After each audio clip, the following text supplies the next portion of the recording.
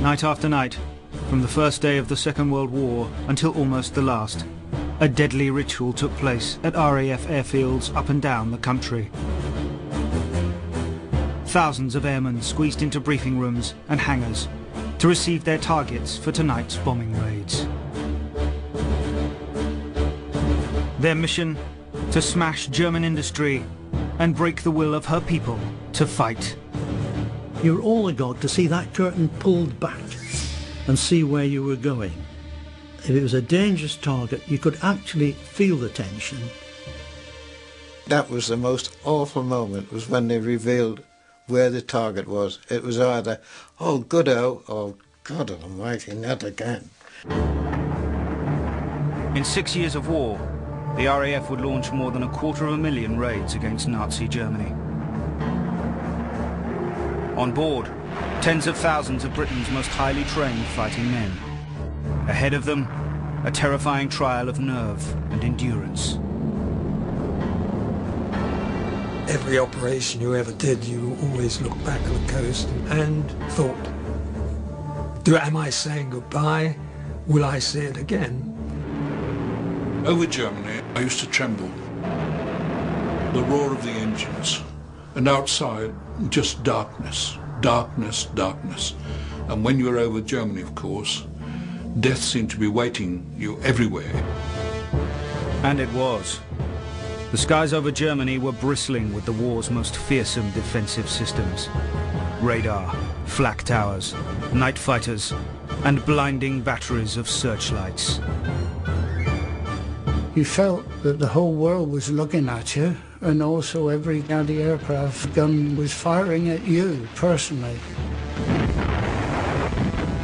All of us knew within a matter of seconds German fighters above us were going to start diving down, realizing that we were all virtually blinded by this terrible white light. Just above us was another Lancaster. He was coned, not just by one searchlight, by probably a dozen. Even if he weaved or dived, he was in the lit area. We actually saw a fighter just cruise up behind him, open fire. That was the end of it. Gone. By the end of the war, more than 8,000 heavy bombers would be blown out of the sky. All around me was an inferno. Then I heard the screams. Screams of people being burnt alive. As I was falling in my descent in the parachute, I realized that I would never see my friends again. For the aircrews of Bomber Command, the chance of surviving a tour of 30 operations was just 1 in 4. More than 55,000 men lost their lives in the skies over Germany. Many more were injured or mentally broken by their ordeal. You were putting into these bombers to fly them your fittest, your cleverest, your most technologically skilled young men. These were probably the most highly trained frontline fighters in the history of war. And the odds were considerable. You were going to lose him in his first 2 or 3 trips. During the Second World War, more than 125,000 men laid their lives on the line in the service of Bomber Command's desperate campaign. Men like Stephen Nolan, Harry Smith, Fred Logan, Ivor Chambers, and Nicholas Alcomade. In September 1940, thousands of tons of high explosives began to rain down upon London and the rest of Britain's major cities. Over the next few months, more than 43,000 civilians would be killed. We will mete out to the Germans the measure, and more than the measure. They have meted out to us. Churchill now ordered the RAF to throw everything into an all-out bomber offensive against Germany. But there was a problem. The Air Force had neither the men nor the aircraft to launch an effective bombing campaign. One of the mainstays of Bomber Command in 1940 was the Ferry Battle, a single-engined aircraft, which had actually been designed in 1933. It was underpowered then. It was seen at the time that the battle was better than nothing. In fact, it was probably a great deal worse than nothing. it was a flying coffin. In May 1940, the RAF's flying coffins were blasted out of the sky in a futile attempt to hold back the German advance through Western Europe. Even the most up-to-date British aircraft, the Wellington, Whitley, Blenheim and Hampden, were no match for the faster, heavily armed German fighters. Something had to be done. Equipment had always been a problem for Bomber Command.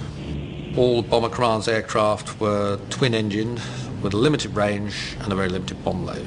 So everyone was waiting for a machine that really would be reliable, that could fly high, that could defend itself and could drop a really heavy bomb load. The RAF's first 4-engine heavy bombers, the Stirling and the Halifax, entered service in 1941. But they were unreliable and suffered high casualties as they were unable to climb above the German anti-aircraft guns. The Avro factory thought they had the answer with the twin-engined aircraft, the Manchester. It was not very popular, it was not very effective, it suffered from unreliability. But somebody had the brilliant idea of turning this twin into a 4-engined heavy, and so was born the Lancaster. It was what the RAF had so desperately needed. A powerful, long-range aircraft that could carry a heavy bomb load deep into the heart of Germany. It could fly faster, further, and higher than any other 4-engined heavy. And it was to become the most famous bomber of the Second World War. Side by side with the pilot, the air gunner learned the deadly trades. The machine gun is the warbird's friend. Of all positions on a bomber crew, the air gunner was the most vulnerable and the least envied. Locked in cramped turrets for up to 10 hours, often in sub-zero temperatures, gunners needed to cultivate enormous reserves of stamina and concentration. They said, you can be a navigator, you can be a bomb aimer. I said, no, I don't want to fight my war with pencils and rulers. I said, I want to fight them. I said, put me in a tail turret and give me 4 guns and I'll fight it that way. We're what one would call ordinary. Pilots are not ordinary. They're the supermen. We're not. We're not. We're ordinary Tom, Dick and Harry. As they say, big thumbs, no brain. All they needed was a big thumb to press the trigger. We were the oil rag of the crew, as it were. We were the least educated, but I think we were the most courageous. By the summer of 1941, the first of the British 4-engined heavies had arrived, and with them, thousands of new bomber crews, bracing themselves for their first brush with Nazi airspace. You'd walk into the mess for breakfast each morning, and you'd have a look at the notice board, and there was always a thing called a battle order up. And the idea was to look around, and if you saw your name on the battle order, then that was the advice that you're on up that particular night, and you get a certain amount of tension. There was always at the back of your mind, really, was that fear and wondering, were you going to come back for your bacon and eggs? For your breakfast? Were you? By the middle of 1941, the RAF was launching 4,000 bombing sorties a month against Nazi Germany. Their mission? To find and destroy German arms factories and oil production. It was generally accepted that the most risky raid was the first raid, because although they taught you well in the schools, you were then going to learn what life was really all about. We were a bit jittery always when you took off, mainly because you always had that fear of an engine cutting, and swinging off the runway with a full bomb load was not to be recommended at any time.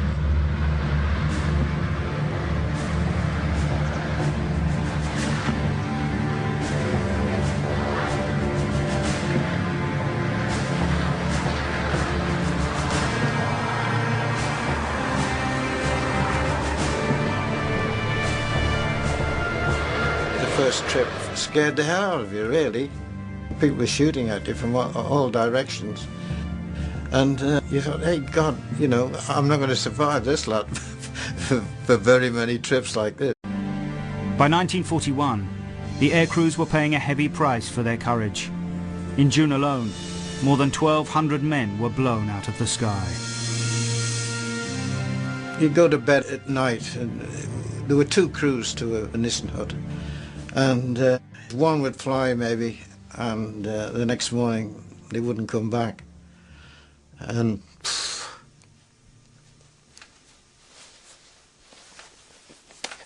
I was very impressed with the impact of 4 guns, which each fires 600 rounds a minute. So there's 40 rounds per second going out of your 4 guns. And if you can hit an aircraft with that, it certainly blows holes in it. I found that very satisfactory. When I saw the bullets, my bullets, hitting home on the enemy aircraft, I felt power. I've hit back. Perhaps the only one I will hit back to, but I've hit back at one. The role was introduced in 1942, at a crucial stage of the war. The British Army was retreating in the Far East and North Africa. Singapore had fallen, and U-boats were inflicting huge losses in the Atlantic. Only bombers could hit back at Germany. The total impact of Bomber Command upon the German public up to the spring of 1942 was essentially nil. It was costing more lives of Bomber Command aircrew than those Bomber Command aircrew were killing Germans. A radical overhaul was needed. In just 6 months, one man would turn Bomber Command around: Arthur Harris. When Arthur Harris took over Bomber Command in early 1942, he was really taking over a failing organisation. Harris, by sheer force of personality, gave a force and direction to the bomber offensive which had been completely lacking. Because he was very clear about what he was doing, he was able to give people the feeling that it was all worthwhile. When someone comes over the air and says, you're going to go to Berlin and you're going to hit the enemy and burn his black heart out, then, as one crew member said, they'd have walked to Berlin to drop their bombs. The Nazis entered this war under the rather childish delusion that they were going to bomb everybody else and nobody was going to bomb them. They sowed the wind, and now they are going to reap the whirlwind. It would be a whirlwind that relied entirely on the calibre of the men who formed Harris's bomber crews. Pilots capable of flying their lumbering giants across Europe and back through the best organised defences in the world. Navigators capable of guiding those aircraft to their target through pitch-black skies. And bomb aimers with the precision and nerves of steel to ensure maximum accuracy. Trying to bomb small targets was simply not possible. Tactics would have to change radically. Bomber Command simply didn't have the means to attack a single factory or a single marshalling yard, so they would choose industrial areas where there was a complex of targets. If the smallest object an average crew was capable of finding on a given night was a city, then henceforward Bomber Command would attack whole cities. And the general view that if you hit a given city with sufficient strength sufficiently often, that the population of that city was unlikely to continue producing armaments for Germany. It was the Germans themselves who had taught Harris how destructive bombing could be. He realised that what crippled Coventry was not taking out a few factories that made machine tools, but the burning of the city itself and making the place uninhabitable and destroying its infrastructure. He decided to do that again. Harris now chose a German city that would let him prove the destructive power of British bombers. Like Portsmouth, his target would be a medium-sized city on the coast. The target was Lübeck on the Baltic. Bomber Command's raid on Lübeck was one of Harris's first big, important successes, and it reflected his skill in judging what his forces were and were not at that time capable of. That it was far easier to find cities on the coast than cities inland. It was a city he knew his bombers could find, and whose wooden, densely packed centre they could easily destroy. In his own rather brutal phrase in his autobiography, he said, Lübeck was a city built more like a firelighter than a human habitation. It was chosen not because it should be destroyed, but because it could be destroyed. On March the 28th, 1942, 234 bombers set off. Harris's calculations were right. Not only did they find the city, they managed to drop their payloads right on target. 160 tons of high explosives smashed down buildings and blew open walls. Then 144 tons of incendiaries spread the fire. Lubeck was soon a blazing inferno, with over a third of its buildings incinerated. The fire could be seen from 100 miles away. Harris was characteristically frank. "I wanted my crews to be well-blooded," he said. He and Bomber Command had made their mark. Now he would unleash total war on Germany. Armed with a new bomber that would become one of the most famous ever built, the Avro Lancaster. The RAF bomber crews were some of the most highly trained fighting forces in World War II. But it was only in 1942 that they were given the heavy bomber that could turn the tide of the war, the Avro Lancaster. In order to understand how thrilled the crews of Bomber Command were when they began to receive the Lancaster, one has to remember what had gone before. That since September 1939, they had been asked to fly over Germany in some of the most inadequate aircraft that designers could create, and a great many of them had died doing so. At last they looked at the Lancaster and they thought, this is the aircraft we need. The Lancaster could fly faster, further and higher than any other bomber. It would become a legend of the RAF. We were in the lorry waiting to be sent to a Sterling squadron. The lorry was stopped. We were third in the line. The third lorry was stopped. The police came out and they said, take this crew to Waterbeach. We thought, Waterbeach? And then someone said, they've got Lancasters at Waterbeach. We almost cheered, you know. It was Christmas. I had a fantastic feeling. We really felt the whole war had changed already. The Lancaster is not in the past. It's still present. Means a lot to me.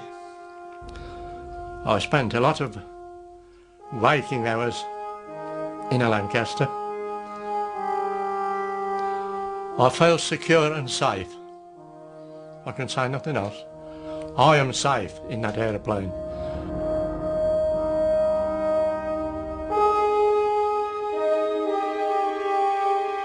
When I first saw it, I drooled because it was the machine. 4 engines, and it was terrific in handling and all the weight it could carry and the guns it had and the crews who could go with it. When I went to an operational squadron and went aboard a Lancaster that was in fighting trim, I realised what a wonderful aeroplane the Lancaster was. It's impossible to overemphasise the importance of Lancaster bombers. Pilots were saying, if it looks right, it is right. And anybody even today has only got to look at the Lancaster and see here is an aeroplane that looks right. It looks like one of the great aircraft, and by God it was. The RAF had perfected a heavy bomber capable of carrying almost double the bomb load of the American B-17 Flying Fortress. By the end of the war, the Lancaster would drop almost 2/3 of all bombs dropped on Germany. Today, there are only 2 Lancasters still flying in the world. This British bomber landed in France, so the pilot thought, but what a surprise. When he asked a peasant if he was in France, he got the answer in German. No, this is Germany. The frontier is 20 miles to the west. As one man, pilot and crew dashed to the plane and took off again, to arrive safely in France a little later. At least one war story with a smile in it.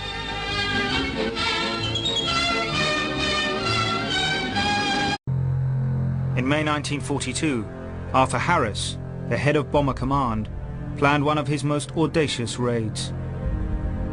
It would involve nothing less than the greatest concentration of air power in history.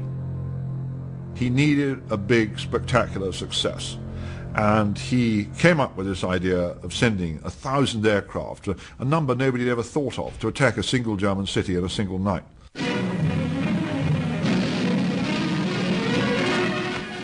Press home your attack. If you individually succeed, you will have delivered the most devastating blow against the very vitals of the enemy. Let him have it right on the chin. That was how Air Marshal Harris, Commander-in-Chief Bomber Command, gave his instructions for the largest air raid the world has ever known. There was absolutely no magic about the idea of sending 1,000 bombers to attack Cologne rather than 900 or 800, except in propaganda terms. The figure of 1,000 bombers caught the public imagination. The problem was, Harris's frontline force consisted of only 600 aircraft. How they scraped that force together, of course, is a story in itself. And about a third of the aircraft that took to the air in May 1942 were actually from training units. There were some pretty amateur pilots flying to Cologne that night. While armourers and fitters were at work on the machines, the air crews were receiving final instructions from station commanders. When it was time to go to the briefing, then you felt tension. This is the night, and the plan is on. Outside, the huge bombers were being loaded with the largest cargo of high explosive and incendiary bombs ever to be carried by one striking force to a single objective. By 1942, just as the bomber offensive was getting serious, so too were the German defences. More and more, as Bomber Command's aircraft became more reliable and they had more confidence in what they themselves were doing, so they had grounds to be more and more fearful of what they found at the other end. Germany had turned itself into a fortress against attacking bombers. Anti-aircraft defences ringed all their major strategic centres. RAF crews knew only too well what awaited them. They had been forced to mount their operations at night, but not even darkness could offer them protection from the German defences. Early warning radar picked up their course, and walls of searchlights swept the darkness above German cities. After that, the bombers had to run the gauntlet of night fighters and barrages of anti-aircraft fire. And I speak for myself, I always had a squeezy tummy after briefing, squeezy tummy going down in the 3-ton lorry to get to the aircraft on dispersal. And then the feeling of fear gripped you. You really didn't know whether you were going to come back that night or not. On the 30th of May 1942, 1,046 bombers prepared to take off for Cologne.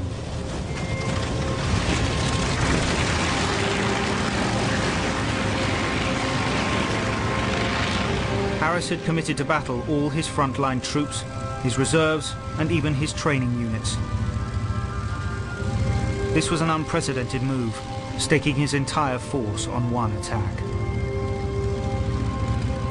Codenamed Operation Millennium, the raid would be in 3 waves. 602 Wellingtons led the way, followed by the heavy bombers, Lancasters, Halifaxes, and Stirlings. Obviously, we were a bit jittery. We had butterflies in our stomach always when you took off. And I must admit that going down and then crossing the English coast, looking back at the coast, one thought, God, is this going to be the last time I see that? You knew you had to face flak and night fighters, so that was always a worry. As soon as the crews crossed the North Sea and approached Nazi Europe, the German defences would be on the lookout. As you got within sight of the Ruhr, you saw these massive amounts of searchlights who were just waving idly in the sky. There seemed to me to be hundreds of searchlights on the ground. They were just flicking across the sky, just waiting, knowing that there were hundreds of aircraft. But sooner or later, they would find what they were looking for.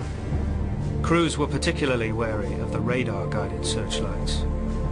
You had to have half a dozen master searchlights which were blue beams, and they would stand up absolutely vertically and then would suddenly swing and pick you up.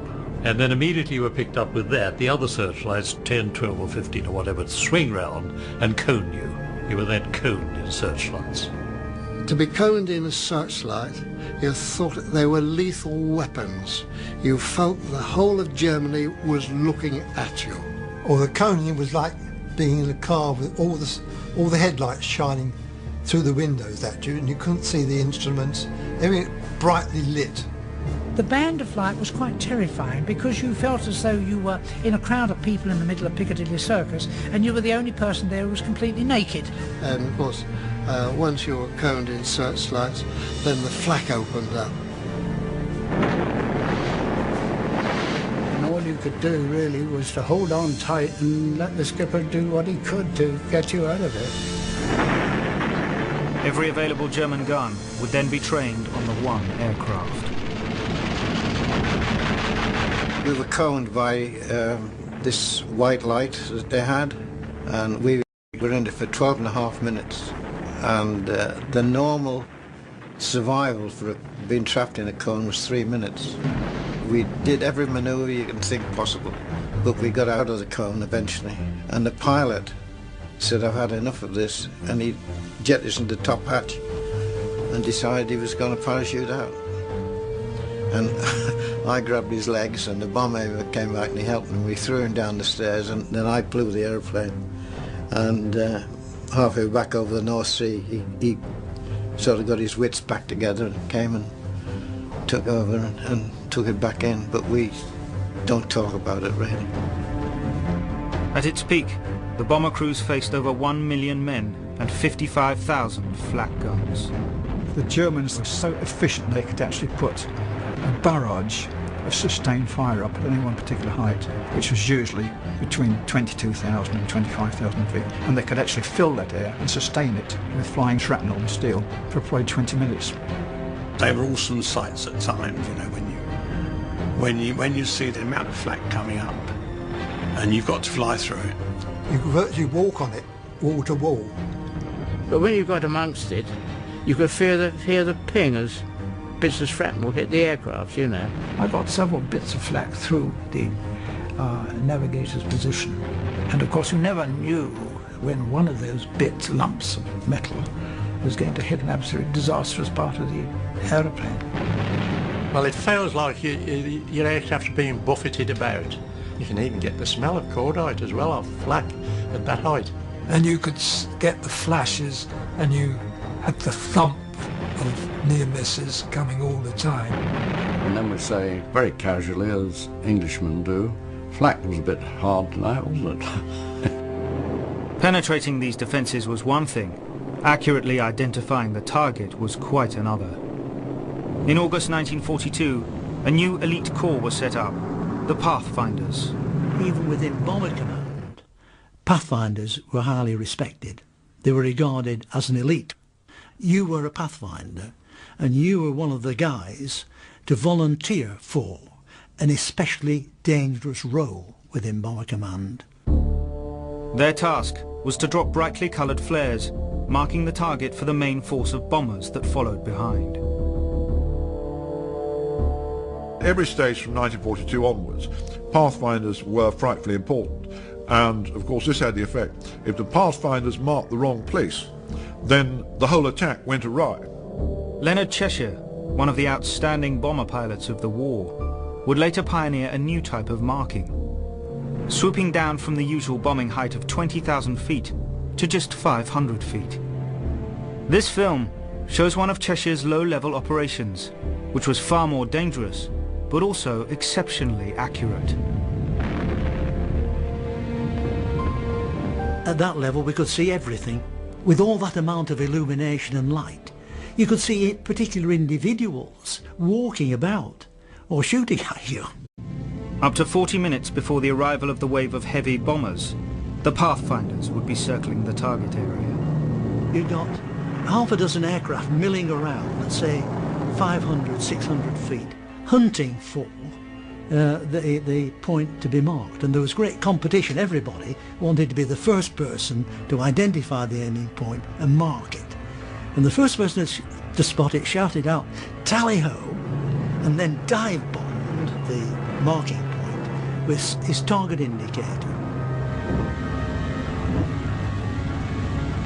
It was exhilarating beyond belief because, I mean, there was hails of tracer fire coming up, streams of it, and tracer fire comes up very slowly. You think to yourself, it's only moving very, very slowly. But when it got near you, it zapped past at speed. And to fly through that, and also to be competing with your mates for the privilege of being the first marker, it was incredibly exciting. As I say, it was like a 10-minute white knuckle ride. 1,000 bombers ploughed on towards Cologne, the third largest city in Germany. Having already endured heavy anti-aircraft flak and night fighter attacks, they approached their target.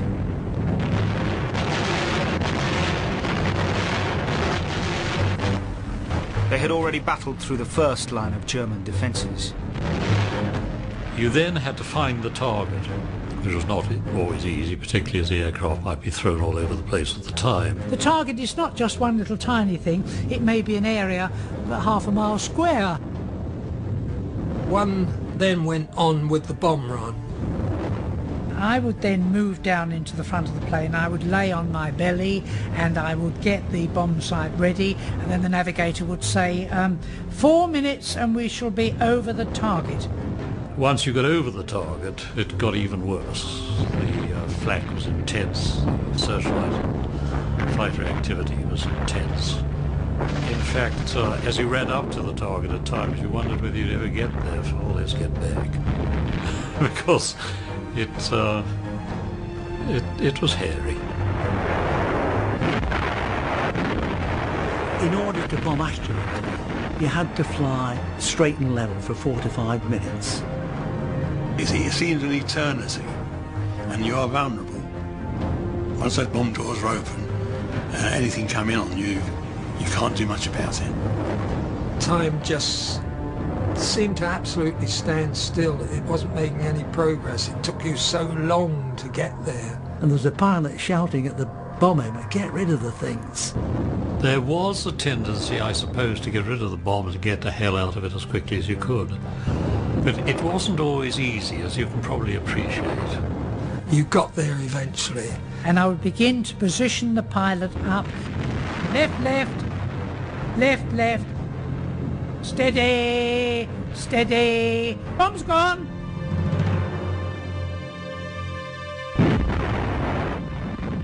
Every 6 seconds, a bomber dropped its payload into the heart of the city. Harris's gamble had paid off. In less than 2 hours, 600 acres of Cologne was destroyed. If the target had been plastered properly, it would be all lit up. It was like flying into a Holocaust, really.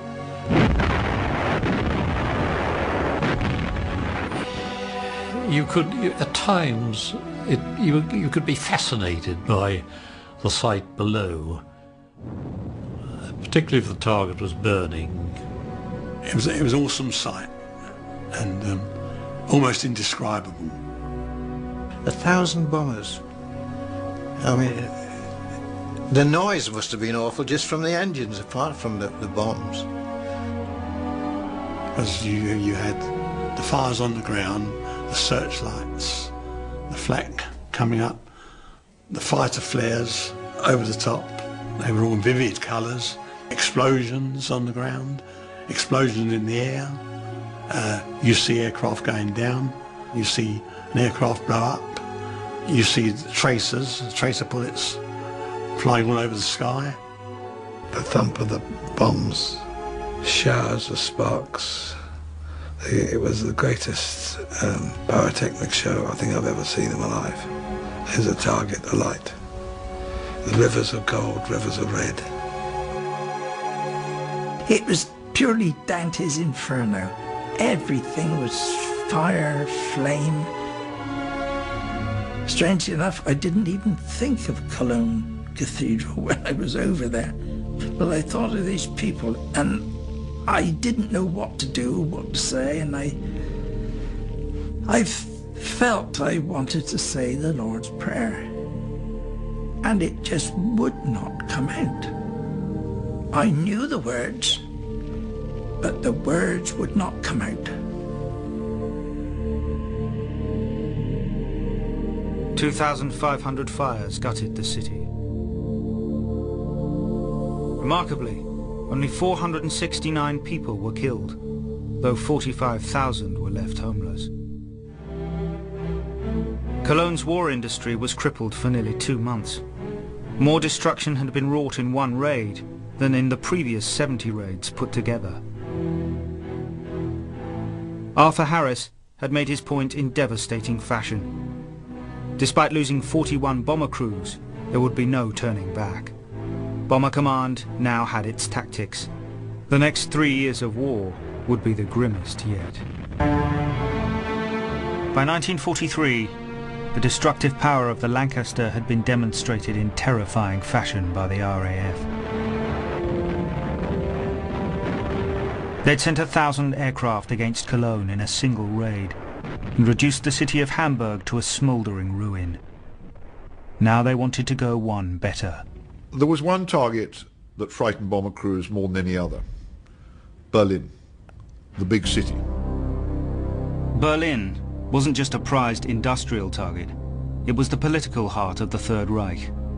The head of RAF Bomber Command, Arthur Harris, believed if he could wipe Berlin off the map, Hitler's regime would crumble. But its destruction would come at a price. Berlin was a long, long way from England. It was at the furthest limits of their range, as far across Europe as you would get. They knew that they would have to fight all the way to get there and all the way to get back. But even some pretty rugged bomber crews' spirits sank pretty low when they knew they were going to Berlin.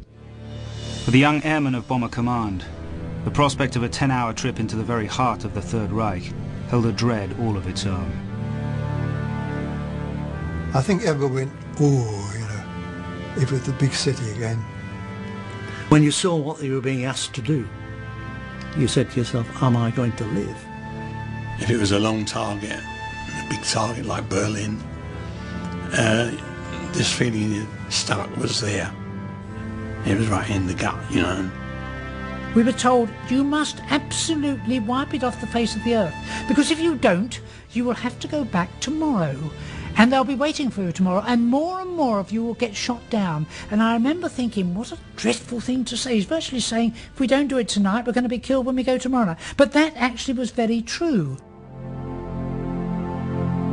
The bomber crews knew that the route to the Nazi capital was studded with thousands of heavy anti-aircraft guns, filling the sky with flying chunks of red-hot metal.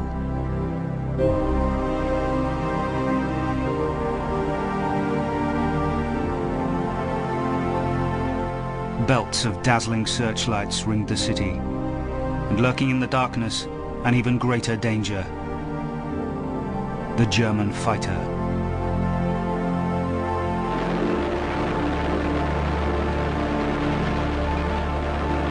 So the bomber crew are flying a slower aircraft that can be caught both from the ground by flak and by fighters in the sky. The bomber is a victim, potential victim all the time. They just have to sit there and take it. On the 18th of November 1943, 840 Lancasters, Halifaxes and Mosquitoes began lumbering into the sky. Their destination, the German capital. The battle for Berlin had begun. Slow as they were, the bombers did have one way of hitting back. The gunner.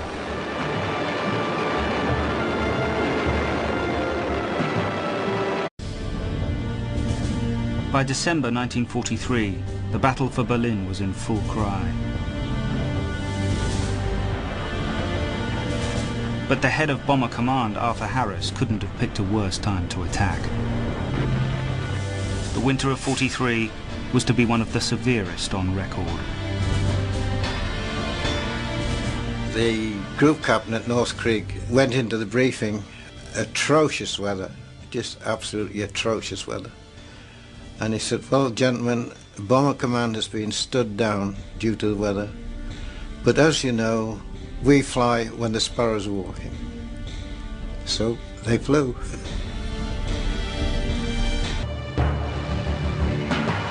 On their long journey to Berlin during the winter of 1943, for the crews who survived the hazards of bad weather and engine failure, a much greater peril now lay ahead.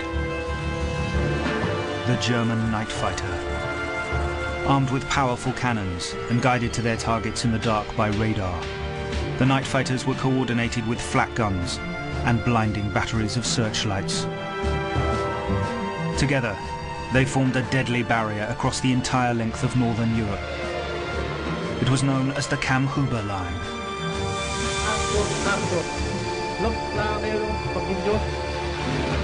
Even under the cover of darkness, the bombers were now easy meat. Essentially, once you'd been found by a night fighter, there was very little chance of survival. There was a night fighter there like a spider in its web, waiting to catch a fly. Wo der Bodencontroller uns ranführte, the ground commander brought us as close as possible to the British. They could see them from as far as 3 kilometers. Und der Funker sagte dann links, links, rechts, rechts, rechts. They told you left, left, right, right, right, 800 meters, 500 meters, 200 meters, and depending on the weather, we could spot them. A good tactic was to fly under them so the plane overhead was like a silhouette. Himmel als Silhouette zu erkennen. Once beneath their prey, German pilots unleashed their most deadly weapon, an upward-firing machine gun that ripped open the exposed underbelly of the bomber from nose to tail.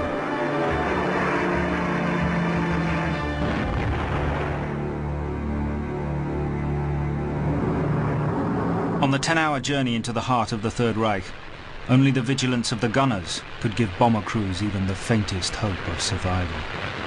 His job was to stare out, just stare out, looking for any signs of a night fighter, and to do that minute after minute, hour after hour, for possibly 10 hours. So many of these missions over Germany resemble driving for hour upon hour on a darkened motorway in which absolutely nothing happens, and suddenly out of nowhere there's this colossal explosion and a night fighter's underneath you and shooting you up. It is so difficult for very young men to maintain that degree of concentration and vigilance. When they appeared, get off your rounds as quickly as you could. People were opening fire on what they thought was an enemy aircraft, and it would be marks on the perspex. That's what they were firing at. If you've got to start thinking, what do I do next? It's too late. You know, it's either shoot or be shot. And you've got to shoot first. When I knew there was a night fighter on our tail, ready to close in, with his cannon and his machine gun fire, I was terrified. If the German pilots were really switched on, all they had to do was to cruise up within 1,000 yards and open fire, and there was absolutely no chance that the bombers could reach him. You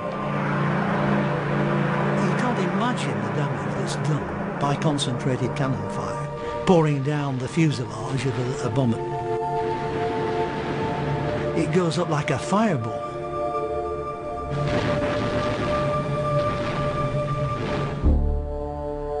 To escape the fighters, bomber pilots learned to plunge their aircraft into a steep spiral dive at the very limits of their control. They called it the corkscrew. Rear gunner would shout, "Corkscrew, port, go!" And the pilot would then plunge the aircraft violently 30 degrees to the left and then violently climb the aircraft to the right. The night fighter, if he finds that the target is so difficult to hit, he's like to say, "Oh, to hell with this, I'll go elsewhere and find easier meat." I saw one bomber who was caught in the searchlight. He was easy prey. But he escaped the beam by using this maneuver by flying up, and he looped the loop in the aircraft. I couldn't believe my eyes. Whether he survived or not, I don't know. By January 1944, bomber crews were being shot down in greater numbers than at any time during the war. But for the crews who survived flak and fighter attacks over Berlin, the ordeal was not over. There was always the dread of the North Sea. I think we all had that dread because If you had engine problems, it's come down in winter, you were lucky to survive. Flying bombers over Germany was above all a team effort. You flew with your crew, you drank with your crew, you went on leave with your crew. This unit, you all knew that you depended absolutely on each other. That if the rear gunner fell asleep in his turret, if the mid-upper gunner failed to notice Junkers 88 closing in from the port beam, you were dead. Even for the exhausted crews who made it back over the British coast, to relax could be fatal. Rogue German fighters waited above RAF airfields to strike as the bombers came into land.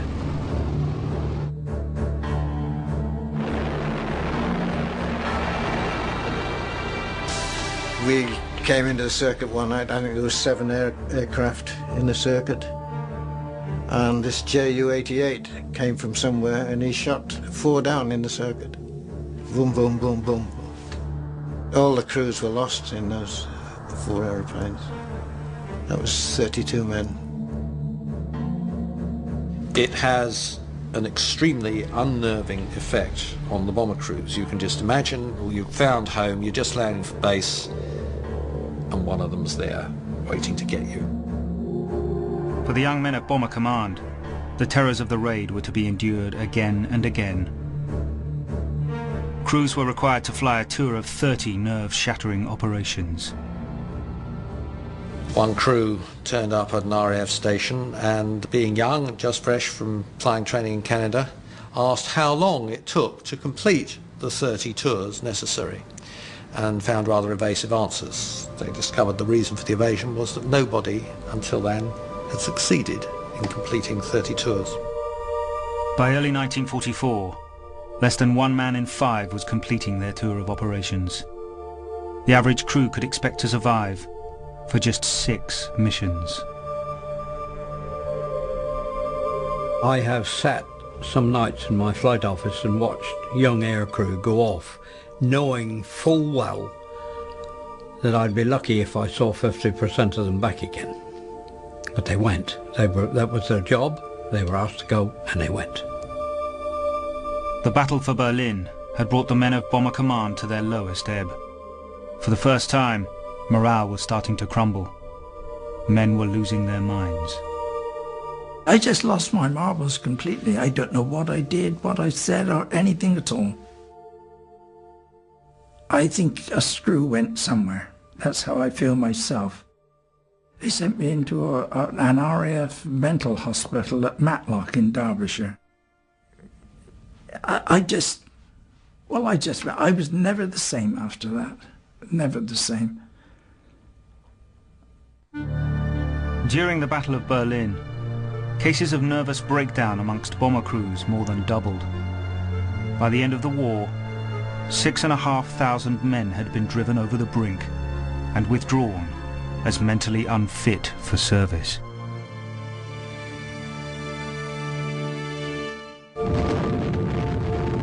By March 1944, 5 months of RAF raids against the German capital had failed to deliver the knockout blow their commander, Arthur Harris, had so confidently predicted. Now Bomber Command prepared to launch one final attack. 800 aircraft would fly in 3 great waves, dropping 17,000 tons of high explosive across the city. But the raid was to be plagued by bad weather and ill luck. It would go down in RAF history as the night of the high winds. One thing Harris certainly was ruthless. He said quite openly at the opening of the Battle of Berlin that it would cost him 400 or 500 bombers. But he said it will cost Germany the war. He was wrong on both counts. This was to be a huge raid, requiring men and aircraft from every squadron of Bomber Command. 10 p.m, the last of the bombers had crossed the Dutch coast, and a stream of aircraft 200 miles long was pouring across northern Europe. But already, the crew sensed that something wasn't right. Normally, as you got to the coast, the anti-aircraft fire would have a crack at you. On this occasion, nothing. Not a light, not a sound, nothing. Crew were getting twitchy. It was unnatural, it wasn't right, there was a feeling that it wasn't right. The crews didn't yet know it, but the RAF's wind forecasts were horribly wrong. High winds were sweeping the bomber stream off course, directly into the firing line of the heaviest anti-aircraft guns in the Third Reich, the Ruhr Valley. Just cannot believe what happened. The whole sky lit up. Air was actually covered in tracer, and aircraft started to go down so fast. Could not believe what you were seeing. You're sitting in a situation where all hell's breaking loose, and the world seems to have gone completely and utterly mad. Even before they'd reached Berlin, anti-aircraft fire had claimed 25 bombers. And worse was to come. The Luftwaffe had intercepted RAF signals. They knew exactly where the bombers were heading, and they'd sent hundreds of night fighters to ambush them. As the bombers lined up for their slow approach runs over the city, the night fighters swooped in for the kill. For 20 minutes I was seeing black shadows, and I was more scared of dying that night, I think, than any other time in my life. When I got into the bomber stream, I saw 2 or 3, and I shot them down. Then I shot another down. There were fighters who shot down 5 or more. I suddenly heard these thuds, cannon shells, going through the aircraft. And there's a little fire coming up here, and another fire there, and there are little fires appearing. He opened up his cannon machine. I really then thought that I was about to die. It was an automatic reaction. He just squeezed the triggers, and he was belching great black clouds of smoke. You could see fighters and precious little else apart from aircraft going down. It's really one of complete mayhem, really. The attack had gone badly wrong. 72 RAF bombers were shot down on the night of the 24th of March. It was one of the RAF's worst nights of the war, the last time Bomber Command would send a major raid against the German capital. Harris, at that point, tipped over into obsession. That obsession with Berlin cost the lives of a very great many. And I remember Sir Ralph Cochrane, who was commanding officer of 5 Group, one of Harris's most devoted supporters. And I remember so well him saying, Berlin was too tough for us. Berlin won. The battle for Berlin had shown beyond doubt that the war couldn't be won by bombing alone. With the D-Day landings just weeks away, Bomber Command would now be drawn into a wider role in support of the Allied advance over land, sea and air. 185,000 Allied troops poured off the boats and landed on the heavily defended beaches of Normandy. With a foothold in Europe now secured, the bomber crews could be forgiven for thinking that maybe now there would be a respite. As soon as D-Day came, I thought my job was finished. I'd let the rest of the guys get on with it. They've landed in Europe. It's up to the army now. That was my feeling. It is, however, ironic that just as it appeared to be certain that the Germans were going to be defeated on land, i.e. the time when, in retrospect, it looks as if one could have eased off the pressure from the air, that was the time at which this weapon became most powerful and most effective. It had just got very good at doing what it did, and what it did was to destroy cities. Arthur Harris, the head of Bomber Command, remained more convinced than ever that bombing alone would defeat Germany.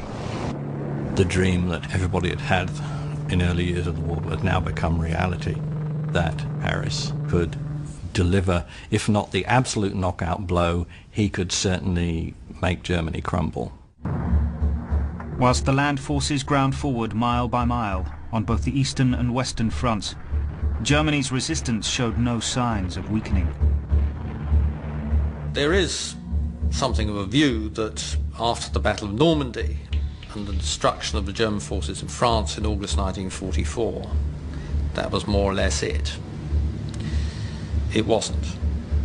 Of the 700,000 or so casualties suffered by the British and American armies in Europe, 2/3 of them were incurred after the end of the Battle of Normandy. The closer Germany came to defeat, the fiercer the fighting and the greater the casualties. No wonder that for Harris, the bombing war was far from over.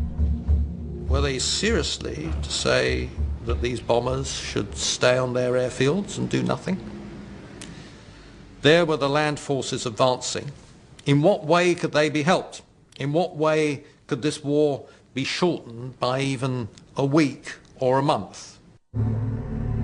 So Bomber Command's offensive was cranked up yet another gear. In the last 3 months of 1944, more bombs were dropped on Germany than in the entire first 2.5 years of the war. But Arthur Harris's continued targeting of cities had still not provided the decisive blow. And not all the Allies agreed with Harris's insistence on targeting cities. The Americans thought that bombers were better used attacking key industries, in particular oil refineries. The notion was that if these hydrogenation plants, which produced artificial oil from coal, could be knocked out, then basically you could bring the German war effort to a halt.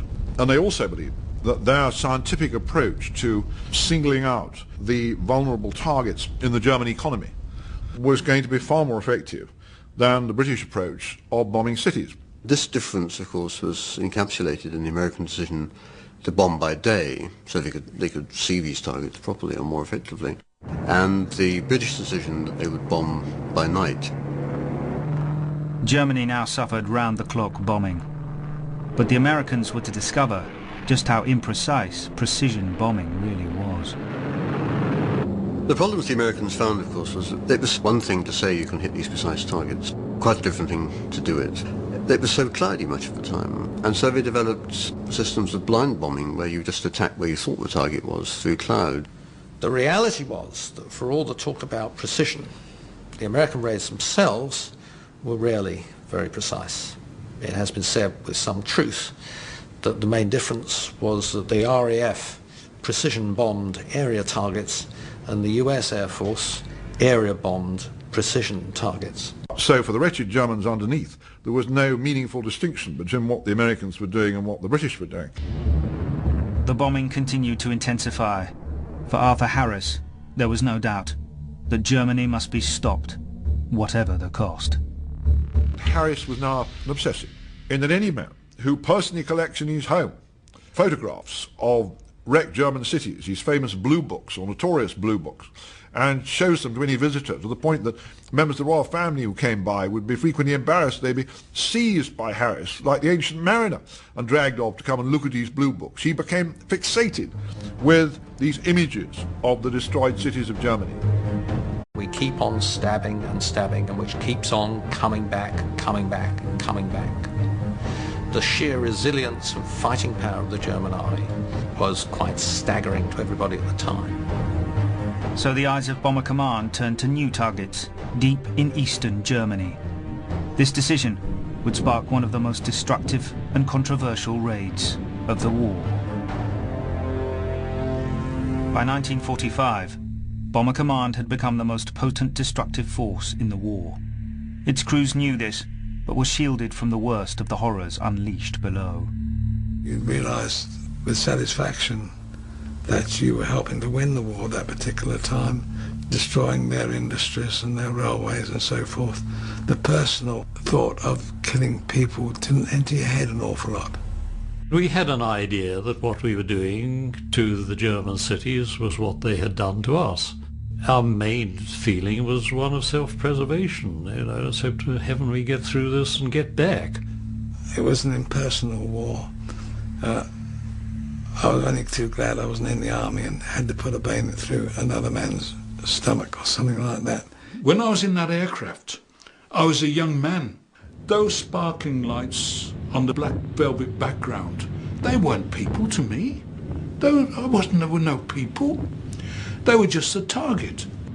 Its distance and blindness which enable you to do these things. If we could have seen the women and the children burning to death in agony, I don't think we could have done it. But as Allied troops advanced, they still faced bitter German resistance. So for Air Marshal Arthur Harris, it was now the time to hit more targets, not fewer, and hit them harder than ever before. They were therefore looking for targets which they could destroy, ones which had not really been attacked before, and they found 3 in particular in East Germany, at the behest largely of Churchill, and they came up with Leipzig, Chemnitz and Dresden.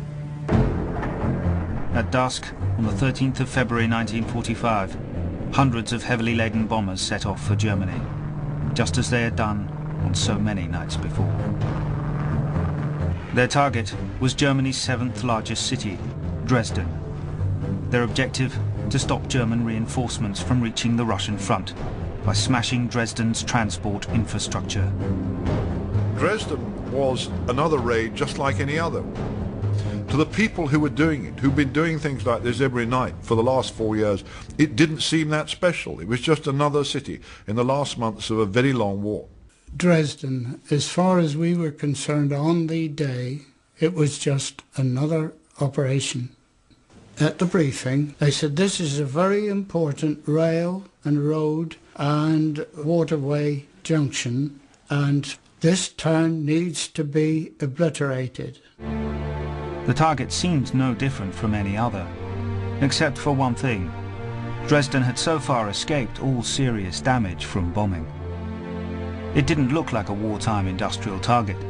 The so-called Florence of the North was a renowned cultural gem, packed with treasures and priceless artworks.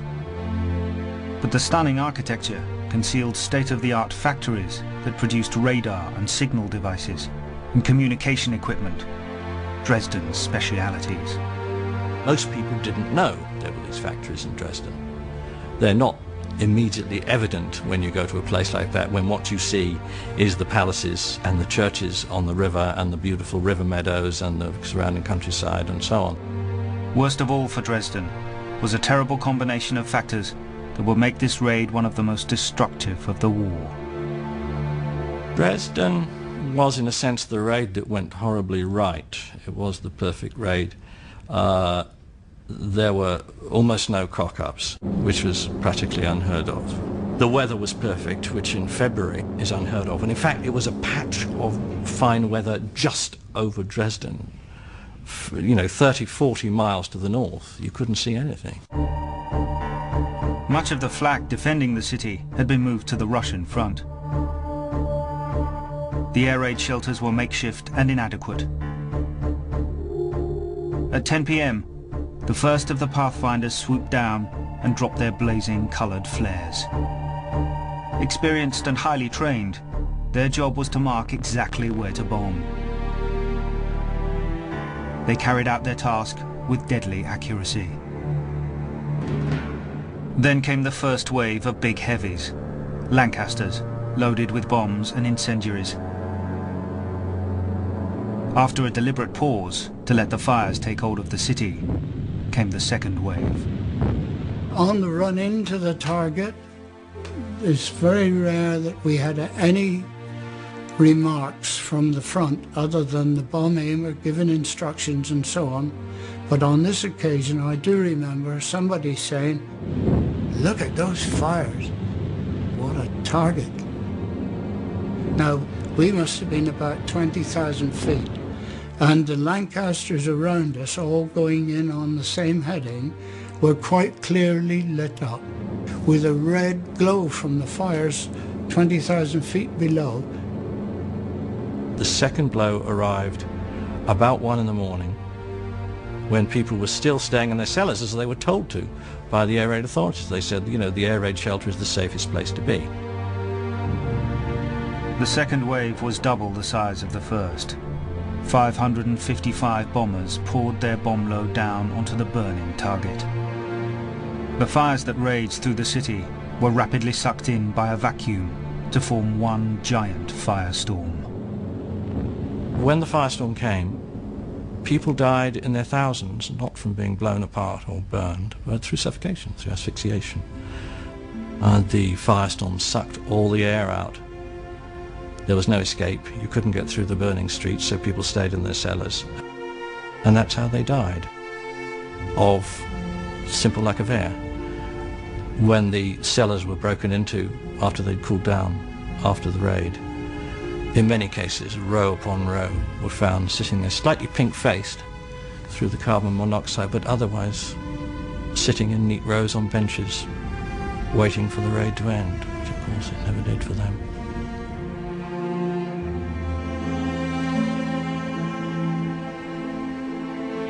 The following day, the Americans came to finish off what the British had started.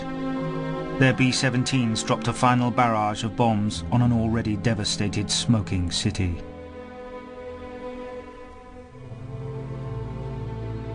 In less than 24 hours, between 25,000 and 40,000 people died. As many as half of them through asphyxiation. 14 miles of city lay in rubble. The scale of the damage and loss of life inflicted at Dresden ensured it would become infamous.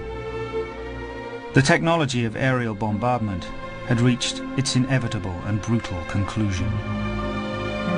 The distance travelled by Bomber Command, technically and in terms of capability, but also morally, was huge. It's very hard to get one's mind around the transformation of the bomber war from those early primitive days when these very early primitive aircraft were setting out to grope, as they used to say themselves, over Germany, to just look for something to drop a few bombs on. To the selection of Dresden as target for tonight, and the complete destruction of a city as a matter of routine.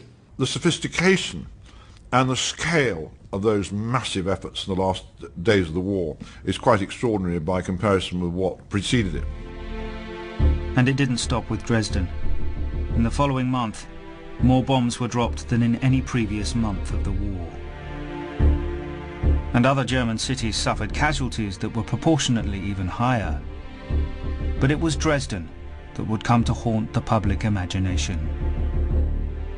Dresden has just become a symbol, really, of something which has happened to a lot of German cities at that late stage of the war. With the collapse of Germany imminent, unease started to grow about bombing in general, and Dresden in particular. Even Churchill, who had sanctioned carpet bombing from the start, began to distance himself from Bomber Command and its unapologetic leader, Arthur Harris. But it was not the politicians who would bear the burden of the guilt of bombing. It was the airmen, the young men who had volunteered for one of the most dangerous jobs of the war, who had obeyed orders and had witnessed almost 56,000 of their comrades die in the process. It was they who were forced to swallow one final bitter pill. All of Britain's fighting men received the campaign medal, except for the men of Bomber Command.